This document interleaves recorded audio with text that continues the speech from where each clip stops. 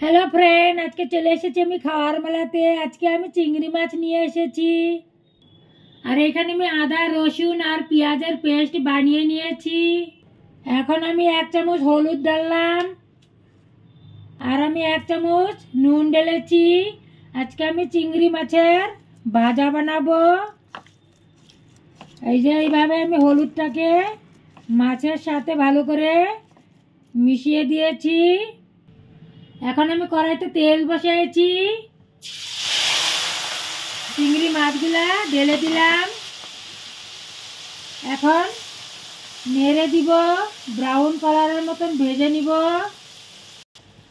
আমার চিংড়িগুলা brown colour হয়ে গেছে। এখন আমি দিলাম লঙ্কার গুঁড়ো, এর সাথেই দিব, অল্প দিলাম আর লাগবে না। এখন আবার নেড়ে দিব, ঝোলটাকে শুকিয়ে নিব।